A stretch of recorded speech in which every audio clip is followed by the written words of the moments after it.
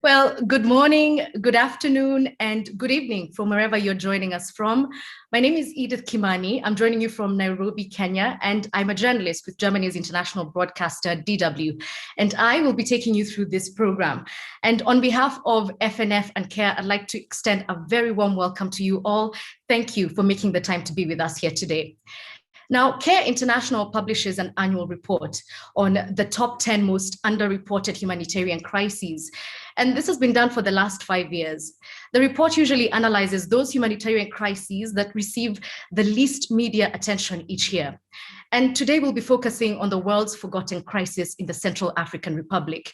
Now, it may not come as a surprise to you or some of you, but the Central African Republic is on that list this year. But it definitely surprised me to learn that it has been on that list every year for the 5 years that this report has been published.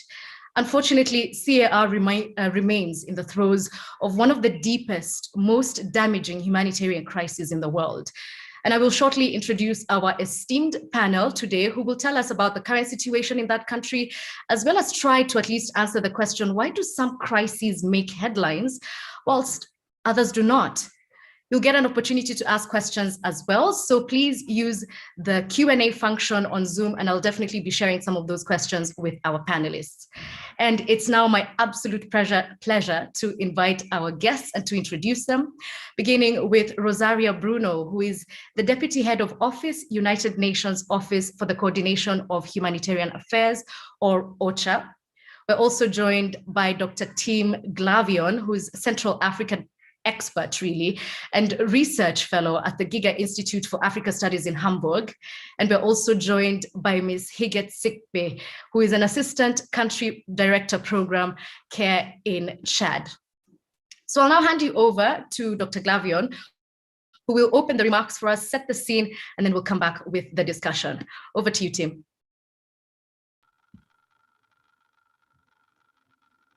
Good evening, everybody. Last Friday, Russia invited thousands of spectators to the National Stadium in Bangui for the first public screening of their new action movie, Tourist, in which it portrays how the Central African Army, with their Russian trainers. I hear that some people cannot hear me very well.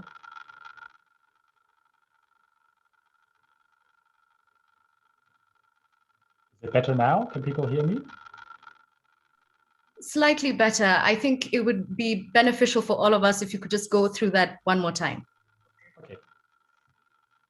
So last Friday, Russia invited thousands of spectators to the National Stadium in Bangui for the first public screening of their new action movie, Tourist.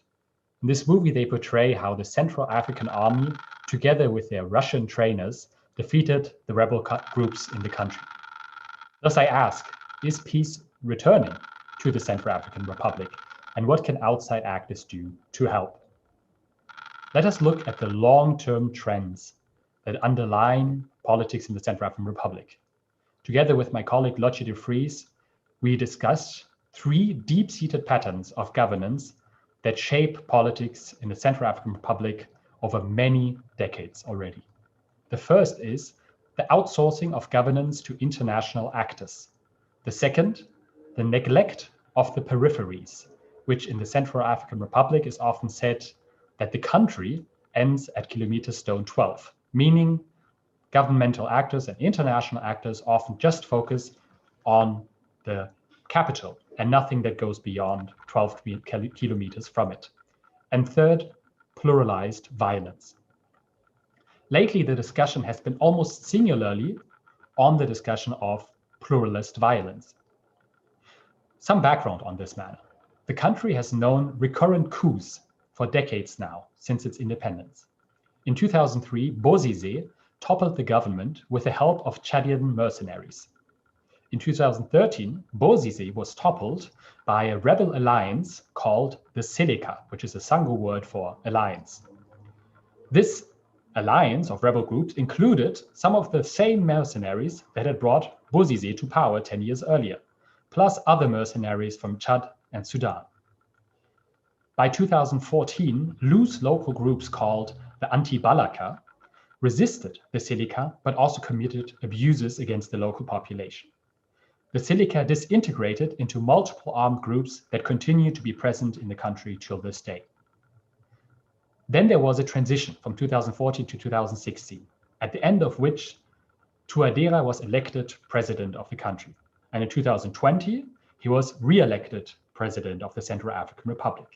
However, the elections in 2020 were far from perfect, which means that unfortunately the government cannot base its legitimacy on these elections because we don't really know what the population wanted, given the circumstances under which they had to vote. In response to the pluralized violence that is shaping the Central African Republic, the government is emphasizing its military approach against the rebel groups. And by doing so, they hope to gain legitimacy from the population that is sick and tired of those same rebel groups. There's been a couple of studies doing surveys with the population, and there's very, very weak support for the rebel groups amongst the population. Then there's also the European training mission that is training the military in their support of reinstalling state authority. Also, there's the UN peacekeeping operation with 12,000 soldiers that is protecting civilians. Finally, there are Russian so-called military trainers, but I'm saying so-called because they're involved in combat, and that is untypical for trainers. Now, the last months have been shaped by media reports saying that town after town in the Central African Republic is being taken back or liberated, in parentheses, by the government. But will this last, I ask? I don't believe so. Rebellions in the country have always originated in the peripheries. You remember the second deep-seated pattern of governments, peripheral neglect. So rebellions could originate in these neglected peripheries. And they can gain momentum due to the weakness of the government that cannot sustain itself. You remember outsourced governments, because the government cannot provide public services itself. So a pure military defeat of the rebels is unsustainable. Indeed, recurrent Central African governments, with the aid of various foreign actors, most often in their history it was France, have repeatedly defeated their rebel contenders, to see new ones arising just few years later. Peace is thus not at all on the horizon. The emphasis, including by the international community, should be laid on the two other deep-seated patterns of governance. First, the international community needs to stop the substitution of domestic responsibility. We need to move forward to true local and national ownership. This means that international actors have to adapt their projects and their support to the capabilities, the wills, and also the needs on the ground, which often means accepting that things will not at all work in the way that maybe international programs have planned for them to work. Second, moving out of the capital, both for the government and for international actors, to reduce the peripheral neglect. A lot of good things have been happening in this domain already, such as domestic and international actors working together to create a mobile banking system. Because currently, if you are state employed, teacher, for instance, 1,000 kilometers from the capital, the only way to get your salary is to travel back to the capital and to get it physically yourself from the bank. And that, of course, is not sustainable.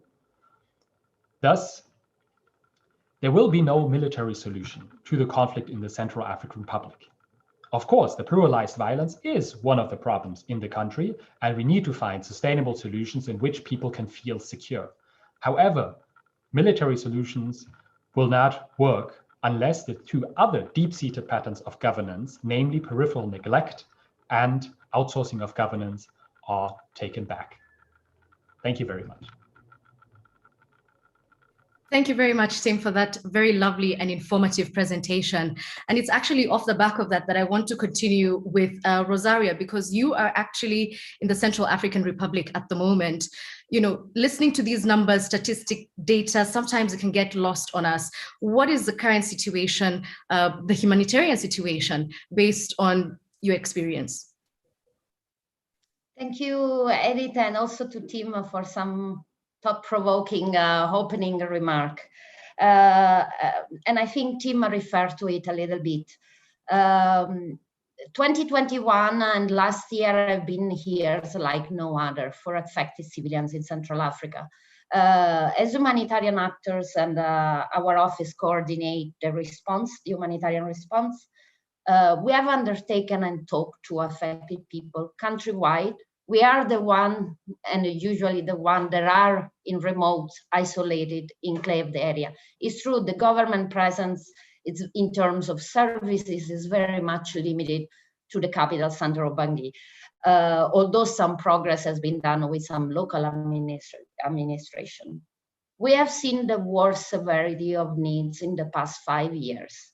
We have never had so many civilians in need of humanitarian assistance and most of all of protection. Why was that? Because of conflict increasing, escalating, dynamics changing. Tim mentioned a little bit new geopolitics around what is happening in CAR, fragmentation of armed groups, new coalition. We saw COVID, not high in terms of number because unfortunately CAR is not a country that managed to have access to a lot of testing capacity, but COVID in terms of stigmatization of certain groups, of community fragmentation, and most of all, a spike of GBV. But we also saw climate change with floods that led to multiple displacement in the prone areas, and where, you know, longer term planning and emergency response needs to talk better together. We have seen school closed. One children out of 2 in CAR is out of school. There is no education. And yet we see very brave children in IDP camps, like in Bria, the largest one we have, that are under the sun, they don't have a shelter, and yet they want to study. People want option. When we talk to affected community, and we had really a decided efforts we made in as part of the humanitarian response, as part of our whole accountability, we asked them, what do you want? And people in CAR want very basic things. Number 1, protection. The sense of insecurity doesn't end with who is controlling an area. Protection is very much related to family exposure, incident on GBV, rapes, abduction, arbitrary killing. We have a plethora of worrisome and scaring human rights law violation and abuses that we are witnessing and documented with colleagues from the OHCHR and protection actor. People want access to basic services.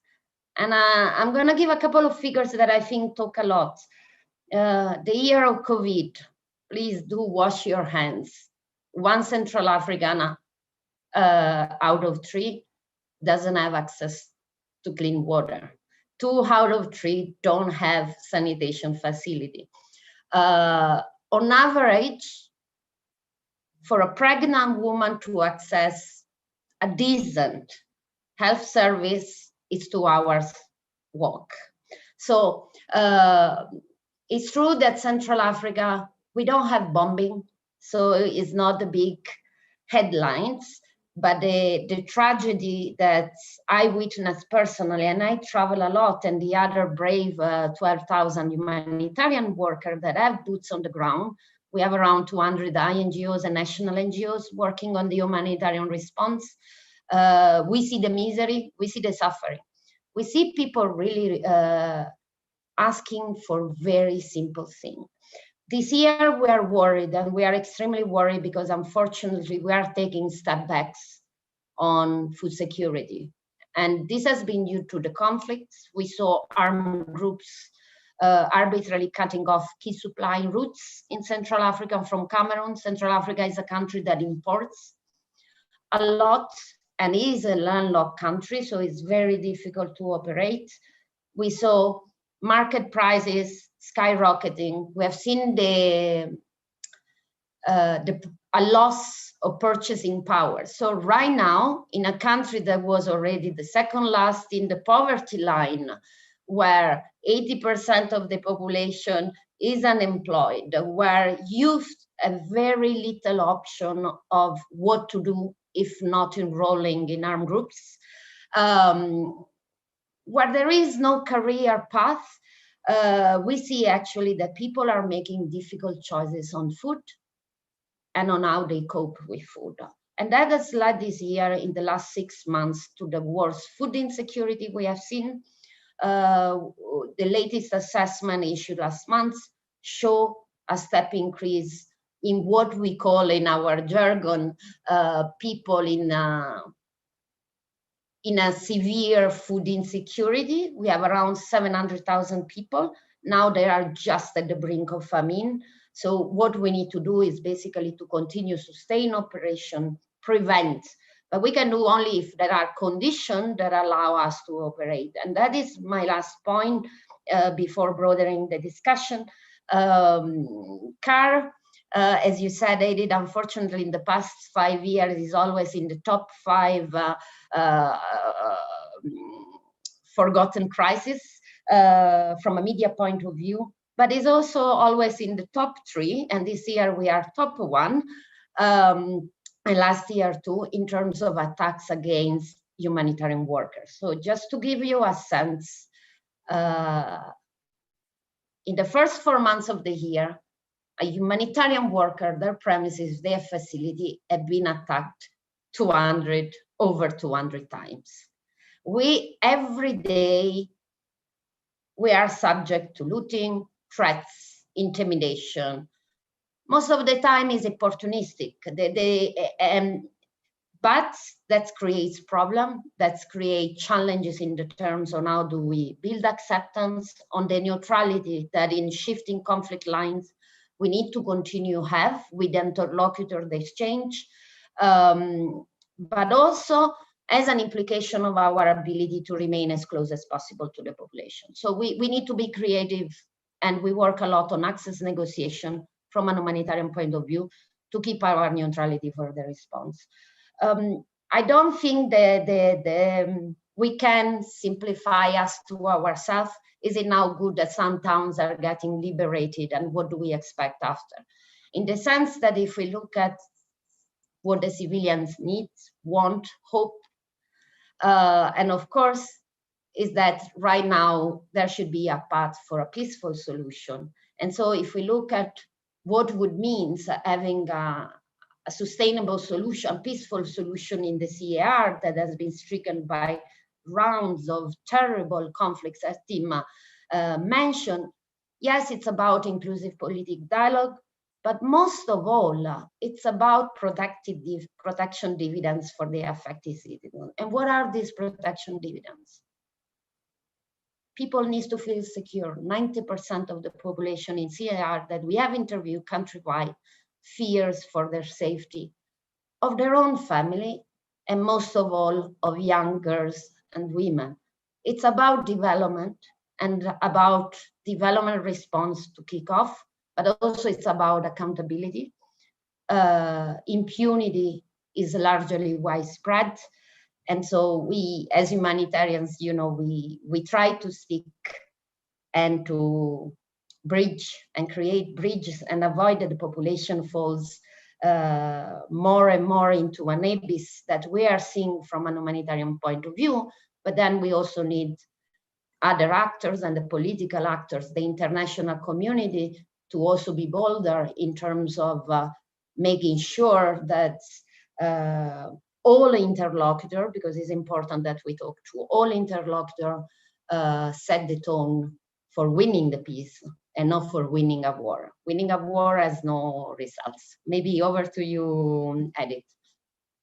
Well, thank you very much. And actually, you've just got me thinking about quite a few things that I want to throw to Tim.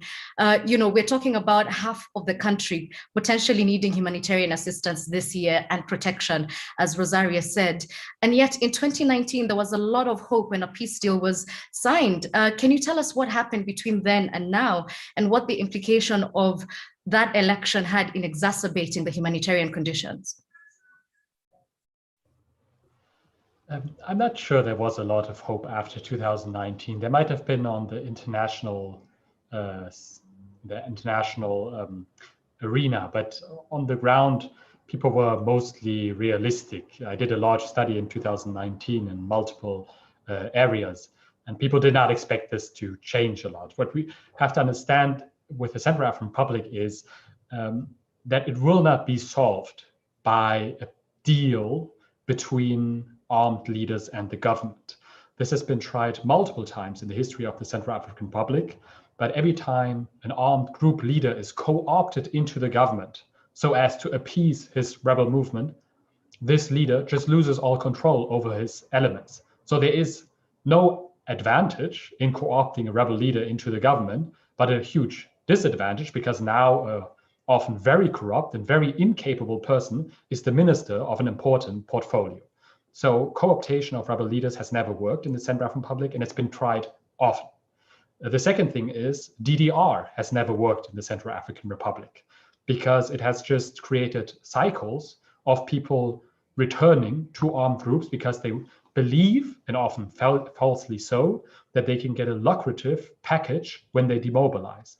And the armed groups, when they then hand over the lists for the people who should be demobilized, it's most often not necessarily those that are doing the fighting, but those that have been most loyal to or the armed group leaders have an interest in rewarding. And these people often didn't even carry weapons. So DDR is also not a solution. Neither DDR nor co-optation, which are typical tools in the international toolbox of solving armed conflict, can work.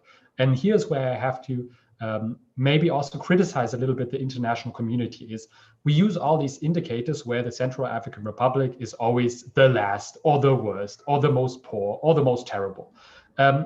This is just life. Life in the Central African Republic works differently than to what we are used. Life works in Denmark or in Austria or something like that. And we're using tools that measure life in Denmark to assess life in the Central African Republic. And this is not going to work. For instance, what Rosaria said, 80% of people are unemployed. 80% of the people in the Central African Republic are not without work. They just don't have work in the types of sectors with a regular salary as we are used in the European Union, for instance. So measuring employability or having work, etc., with these kind of categories is not going to help us. In the Central African Republic, a lot of the activity of people is self-sustaining or community-sustaining activity without a direct economic export-led output or something like that. And we need to think in these kind of projects and these kind of developmental modes. And I don't think we're very good at thinking in these kinds of modes because we don't know how to do that. That's why these projects, and this is, I'm ending with this, really need to be led by the local population. We shouldn't just ask them, what do you want? But they should really be leading these projects and telling us what they need while they're doing it.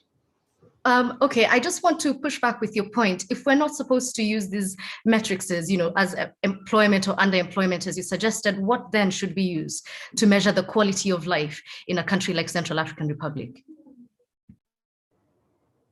Well, do we need these kinds of measurements? I ask, can we really compare the quality of life for somebody in downtown Chicago to somebody in rural Central African Republic? I'm not sure these kind of indicators tell us a lot. They just often lead to a picture that many African countries are terrible places to live, and many European and American countries are wonderful places to live. And I think that's a problematic picture we're painting of the world. I think what we just need to do, and this I have to very much agree to, OCHA and CARE is very much being done, to just ask the people and do interviews, do assessments. What do you do in your daily life? What do you feel? What do you need? And these kind of things we can often see in reports from NGOs, from the UN, etc. But they're not as easily put onto a ranking. It's not as easily ranked how a farmer near Bangasso feels about their daily life. But if you ask them, they can tell you a lot about their daily life, and not everything will be terrible, fortunately.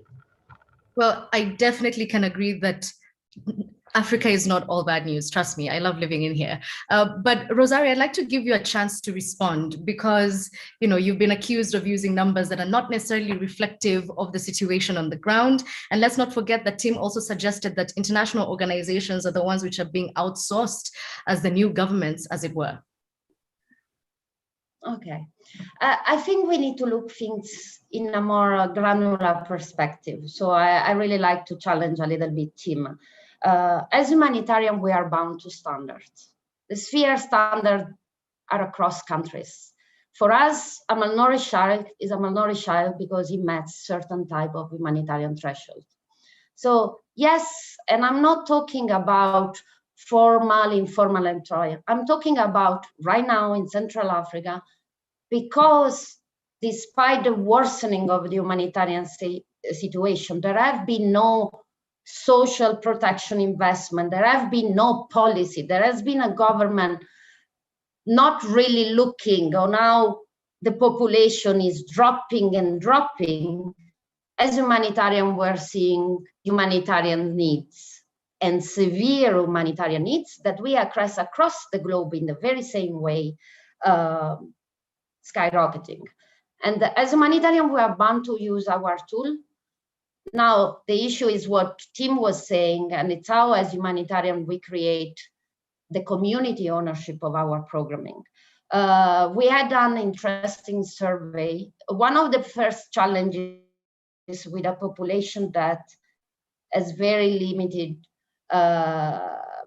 access to the education is how do we explain our programming? And so we see that to communicate it with affected people here in Central Africa, the solution is not to write boxes where people can complain if our projects have been well-tailored on how we target. It's community meeting, it's radio programming, it's sensitization through humanitarian journalists, for example. But when we ask the people, and this should be really taught, so I think it's important, Tim, in your position to make a big difference between what the humanitarians do in a non-political way vis-a-vis what the broader international community stand. The international presence is much more granular than what should be, what you are trying to present. But when we ask people, who do you trust in terms of being able to make an informed decision on your future? Surprise, surprise, 75% of affected civilians countrywide say we trust the international NGOs, we trust the humanitarian workers. Why? Because we are seen as more neutral, we are seen as people that are there to make the best interest of the affected civilian. Then it's the community leader. Then very, very at the bottom comes probably the state institution, because the state institution is still very, it's not so present in remote area. So that makes us flip the way on how we do a response from an humanitarian point of view. It's about how do we work with community network, how do we create from the individual that we serve and the targeting of beneficiary, we move towards a more community-based approach, area-based approach. We cannot do any intervention in Central Africa in towns and routes that have different ethnic groups without being balanced, without being able to create acceptance on all sides. The front lines are not defined in a very clear-cut manner as in other conflicts. Most of the time, people displaced in the bush, armed groups displaced in the bush, it takes 5 minutes to get back. And you can have also coexistence in some town. And even inside an IDP site, you can have a very strong religious or ethnic division among its block. So we need to work about, our work is about building bridges, our humanitarian work. To be able to operate, we need to be perceived as neutral, and we need to boost community approaches, because the development cannot just target institution. There is a need to go closer and closer in Central Africa with affected community. For this, for example, as OCHA, and I'm saying this because that it goes to what Tim was saying, what are donors doing, the international community. If we look at humanitarian funding, and right now our humanitarian response plan is only funded at 30%, but no humanitarian donors in Central Africa are funding directly local NGOs. Right now, we have two tools to do that. One is the Humanitarian Fund, the full fund based by OCHA, and the other is the coaching and the partnership that very brave international NGOs are doing. But it is also related to the fact that in remote area capacity for some type of programming that would meet the way we usually do business, it's very limited. So there is a need also to look at the broader know-how and investment for a population. That's something that people ask. That's not something the humanitarians have the responsibility for. It's something that most of the time falls on development actors, on social policies. And so we are a little bit trapped in this dilemma. Or now we continue boosting society and community. How do we specialize and train them? When we look at services vis-a-vis then the formal entering into a proper diploma, certificate, etc., that would then allow to create a work class and a workflow that the country still struggle to have in many key functions. We'll come back to the issue of funding in just a short while. And Matthias Motsebe, I am seeing your questions. We'll get to them in just a short while. But I wanted to bring in Higet, because working from Chad, you get to have firsthand experience the impact of this conflict in the region. Can you tell us how it has changed in the last couple of years? Have you seen an influx in the number of refugees, for example? Are people returning to Chad in a slower rate? Paint a picture for us. Okay, thanks. Yes. When we look at the conflict in care, we saw that it is the conflict between the government and the civil society and the four armed groups. So the civil society have a big impact and need to move somewhere they can have the pieces. So Chad is the country which is very near the border of Car. So most of them move to south of Chad, look for asylum. Yes. So the first big flux of the refugees was in 2013, and the population leave Care based on the violence and come in Chad, some region in south of Chad. And there are many, but since December 2020, we have again more than 11,000 people, refugees, who come back again. And in the last month, just the last month, we have in some areas in south of Chad, more than 14,000 people, refugees, who come in south of Chad. So right now, we can find in south of Chad many camps where we have more than 150,000 people. All of them need something to continue to survive. Thus, this conflict in Care is very productive, and people have been under-rotated for year and year. So with this situation, the refugees have limited access to asylum, and they have also a restriction on freedom of movement in their host community or host country. They have also a lot of limited access to resources. That is due to depression of the natural resource and services available in the region hosting refugees. Sometimes they face also to pastoral conflict and competition in terms of adequate access to drink water, to health services, to education, and to firehold. I just forget to mention that most of them are women and child. So there are around 80% are women and child. So the need is very clear, and most of the process is led by the women. And sometimes they have this, the situation please generate some tension between the refugees and the host population, because they need the Arab land to produce things, but they cannot have it. So as humanitarian actor, we need to support together the host population and also the refugees.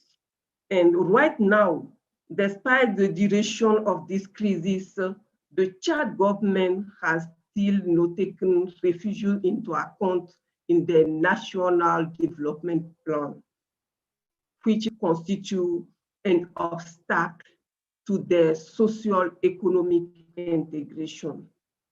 And if I can continue, another aspect of this crisis is the returnees. They are the Chadian, but they left the country many years ago. They don't have any family in Chad, and at the same time, they cannot say that they are Central African. And no system is available to facilitate their access to ID card or Chadian citizen rights. So it's very difficult to solve all them. Today, the situation is so quiet, and the donor which support other areas like Chad, where we have more terrorist activity, and the eastern of region of Chad bordering with Sudan.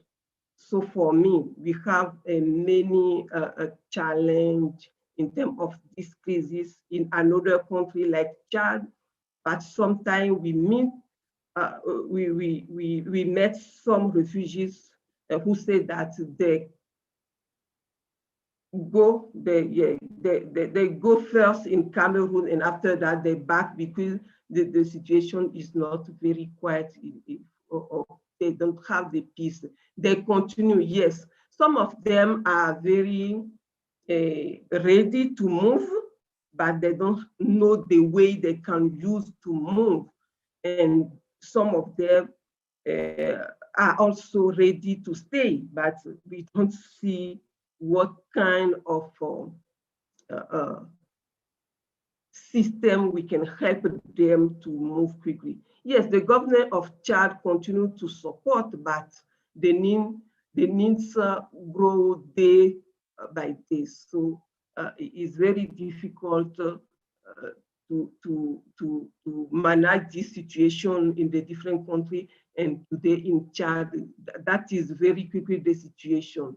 And the number of the international NGO who support this situation is not much. We can find maybe CARE and UNHCR, and maybe a small local NGOs who continue to support them, and they need the protection, they need the food, they need shelter, and so on and so forth. That is my first intervention in terms of the impact this crisis have in the Chad, and what is the situation currently in the ground. Thank you very much. I accidentally muted myself for those insights. I mean, you're talking about over 14,000 people in 1 month streaming in from the Central African Republic. And yet we also know that The CAR is one of the most poorly funded emergency situations globally. And so I just want to come back to you, Rosaria. Why is this? Because, I mean, Higed is already saying that we need support for the host communities as well as the refugees, and the refugees are not going back to the Central African Republic. How do we get out of this? Yeah, it's very complicated, but I think there are quick steps. It's not only about funding, but it's also about the type of funding that we received. And you guys really said it. We need to look at the area where we work, where we operate. We cannot stigmatize one group versus another. Most of the time when in Central Africa or in neighboring country, we see on-set displacement. And just to give you figures, for what happened inside during the election and the post-election period, but basically 350,000 people day by day redisplaced for the 7, the 8, the 10 times in the very brief life. They go to places where services do not exist. So where there is already host community, or sometimes they are scattered in the bush, where basically the entire area is then overwhelmed and needs exacerbate for all. Right now, yes, 1/3 of our HRP is funding. That's not enough, but it's when I'm saying it's not only about the receiving funding, it's funding to do what and how. And I give you an example. During COVID time, something that really helped us as humanitarians and the donors were really, and the advocacy with donors was instrumental. We had a great possibility of having flexible funding, multi-year funding. Now, if we look at the words and the COVID, how it's impacting the big donors, we know that funding streams will become more difficult, in particular, for international NGOs that are on the front line. They are more on the front line than the United Nations. In some area in CAR and as OCHA, we have 12 sub-offices, so we have the largest presence. It's OCHA and a couple of NGOs dealing, it's WFP, but we don't have the same setup everywhere. So we need funding that can be agile. And I say this because in a country like Central Africa, we see recurring pattern, cyclical pattern of area slipping through the cracks. So we saw also area worsening when the humanitarian presence had to decrease because either of insecurity or lack of funding, because there was no alternative on how the community would have done make up by its own. But it's also about when and how to fund. So this year we are seeing the funding is coming late, and this is a concern because we always try to tell the donors, invest in CAR, you can make a difference. Our HRP is not costly. It takes $8 to save a Central Africa life for the next 6 months. It's not a huge amount of money. But we also say your funding is coming late, and that's a problem because in CAR, 90% of the country has no paved road. The rainy season is approaching now, as it must be very similar to the southern part of Chad from where Huguette is speaking about. And therefore, we need to rely on air assets. Our response is going to be more costly. But also, we haven't had the time to preposition critical supply in remote field location. So it's also about when do we receive. We need to be able in Central Africa to receive money early on at the beginning of the year, because in the first 6 months, because of the geographical nature of the country, it's more easy for humanitarian workers to scale up operation to preposition. Then, of course, there is the cost of mitigating measure. And that's something that I think the donors need to look, and some are very open and understandable, but in complex operating environment is extremely important that security related costs are acceptable to donor. This is sometimes a challenge. And so that's why as humanitarian system, we try to say, let's mutualize resources. If we are going to a very remote area, let's use shared presence. Let's try to compensate what an NGO or a UN agency alone could not take. Funding is also about innovation. And I tell you where last year we had successes. When we ask people what they want, and we not only ask what they want, but also how they want it.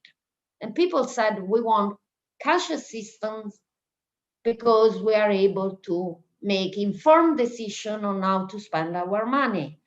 And probably today I will decide not to eat, but yes, I'm making this decision because I'm paying the fee for the school. So of course, Central Africa is not a country where electricity function. Tim mentioned at the beginning, most of the salaries are paid in the capital. There is no banking system, but there are markets. There are, yes, dismantled, but what we did through the humanitarian system is we created a network. We monitor this network. So we have actually been able to scale up thanks to donors that decided to invest in good planning on cash assistance. We were able to reach over 500,000 people with cash assistance, which is quite a breakthrough. So we managed to double, and we are now looking more and more on how we do cash through possession lenses, but really to make sure that we can move to multi-purpose and to make sure that a person is able to, and I go back, is able to access the basic. I'm not talking about having a roof. We are talking about having a 3-meter hut with the proper plastic sheeting. And I repeat, it's $8 for the next 6 months, and it's not a lot. But funding goes also with accountability. And I think it's where also as humanitarian system, because we are really have an informed choice of going more and more towards community approach, civil society approach, but we also know the risk. And CAR, unfortunately, is also a country where fraud, PSCA and other might be issue. So we need to be able to invest in capacity building. We need to be able to have donor support for projects that allow us to accompany the good, willing, frontline civil society workers to make them grow. Because we cannot do our job on funding and our fundraising on funding without proving money for value. But then it's also about what do we do? And it goes back to, are we forgotten? In Central Africa, as OCHA, it's not only the foreign media that don't talk about Central Africa. Even the people in the country talk very little about the people and the needs. It's about, there is a big issue with the misinformation, rumors. So we are working a lot with humanitarian journalists. We are training them in the field because it's important that people understand what we do, that we understand the people, what they want, that the people become more and more the owner of their future in a way that is needed, but is also, in some places, people are very abandoned or very used to live in misery. And so I really believe our role with the media and the communication, the advocacy we do, is also to make sure that within the Central Africa population that unfortunately has suffered too much, also there is a sense of ownership of enough is enough. We need to have some hope. And I think that's where investing in media help us a lot, bridging, better communicating with the people, but also really understanding and proving that if we spend time delivering and saving life, as gets said, in places where nobody else is, then we have an impact. And we are able to prove as humanitarian to donors that wherever we scale up, humanitarian indicators have improved, and that has really helped us in our fundraising. But it's important that all this goes together, and especially that the partners that are on the front line have the sufficient means to stay. This rainy season, because of insecurity, 70%, a lot of the population has not been able to plant. That means November, after the rainy season, if now we're worried on people unable to eat, in November, we need to be ready to our scenario. So the international community needs the humanitarians, needs to help the humanitarian to act now and not when it's too late. Okay, Rosaria, I would like you to very briefly answer this question by Teresa Kohlberg so that we can go to Tim. We only have 10 minutes. And she asks, if you only need $1 to save Central Africa, what do you suggest is the best place to donate to? A small NGO or a large INGO? And she asks specifically how you can support from Europe. Very briefly, Rosaria, please. That's an easy question to answer.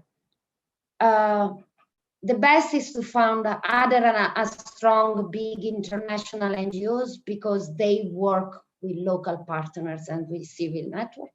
Or if funding wants to go to local NGOs, but there is a need to have some broader accountability, not because I'm OCHA, but yes, please donate to the Humanitarian Fund.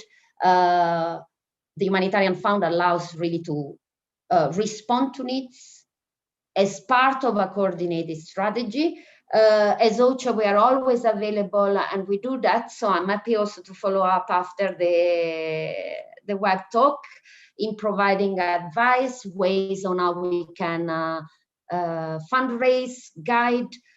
Some partners have indication on specific sectors. So yes, I would say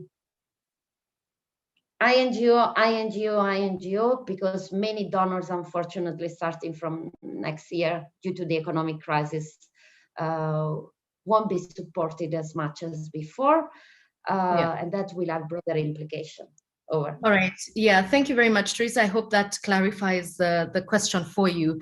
And now we come to Tim. Matthias here earlier asked, do you believe that a country can be run by an international institution? I think I already know the answer to this based on your comments earlier, but more to the fact that, you know, we're saying that international organizations should not act as substitute governments, and yet Rosaria is telling us that the people do not believe the state and there are no state institutions. So what is the way forward here in terms of the political landscape?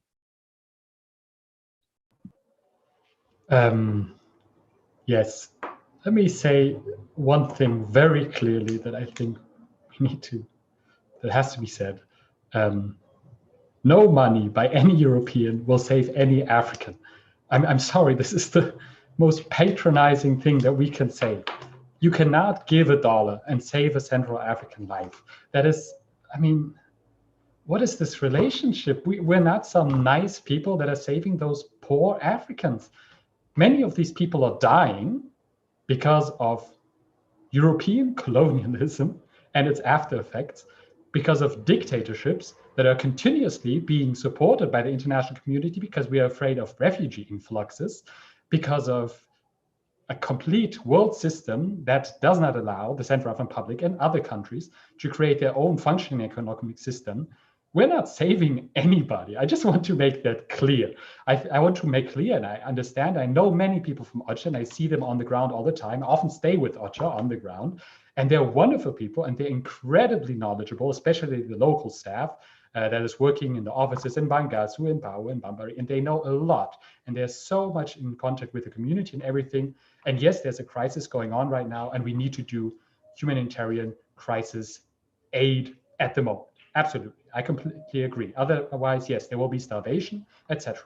But there's a reason why there's this crisis, and it will not be solved by humanitarian aid.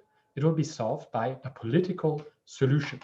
And one of the political problems is the outsourcing of governance to international actors. And this has been happening for decades, and in many other countries also.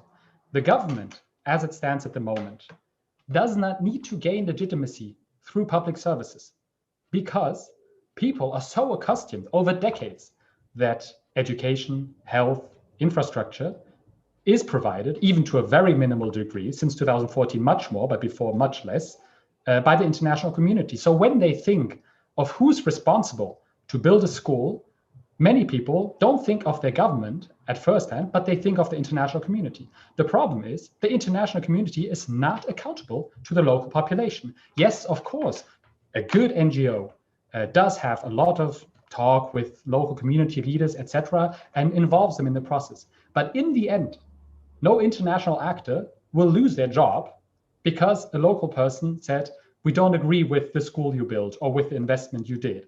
Because in the end, there's no accountability between the local population and the international actors. That is one of the reasons why domestic actors need to lead the process. And I want to just thank Huguet, because the refugee situation is one of the key problems. We keep talking about what's happening in the country, but we forget that almost a quarter of the population is forced to live outside of its country. And that we shouldn't forget. No political solution should be found without thinking of almost 1 million refugees living outside the country or within the country. Okay, so Tim, because we only have 3 minutes and I really want to ask this question, where then is the balance? Because as you rightly said, without these international organizations, there might not be schools at all, there might not be hospitals, but at the same time, you want to compel the state to do its job. How do you do that? Well, you can pressure it much more if it wants its funds. I mean, the state, for instance, at the moment, yes, it's saying that it's relying on Russian military trainers and Rwandan soldiers in their fight against the rebel groups. But in reality, it's the UN peacekeeping mission. Without the UN peacekeeping mission, if the UN peacekeeping mission left tomorrow, the government would fall. And many of the humanitarian actors will have to leave the country because, as Rosaria very rightly said, it's an incredibly dangerous area to work as a humanitarian actor. So a long-term solution can only be if there's sustainable domestic national institutions that are bound to the population, where civilian actors are leading the political scene and are controlling the military actors. And yes, it's absolutely not an easy thing to get there, and I don't have a ready-made solution, but any step we take has to have somewhere in mind that within the next years, we need to get to a point where national institutions, local institutions are self-sustainable. And that means having very different indicators than we often set on the international level. I believe you and Rosaria could go back and forth on this point if I let you for about an hour. But I think this is a great place to wind up. And I'd like to wind up with, there was a comment there from Brigitte, but she was basically explaining that she's experienced the same thing in Sierra Leone that you were describing, of governments basically ceding their job to international organizations. But I'd like to thank all the panelists for making time and for an incredibly hot discussion. I wasn't expecting that it would be this tense. We have to thank Tim for that. So Tim, Rosaria, and Huguet, thank you all for the job that you do, particularly yourself, Huguet, and of course, Rosaria. As we said, it's not easy what you're doing, and it's not in an easy situation. Tim says no amount of money will save Central Africa. Rosaria might disagree. Whatever the case may be, we hope you learned something today. And we hope you really enjoyed this conversation as much as I did. Thank you very much. And from Nairobi, goodbye. Bye. Thanks all. Bye.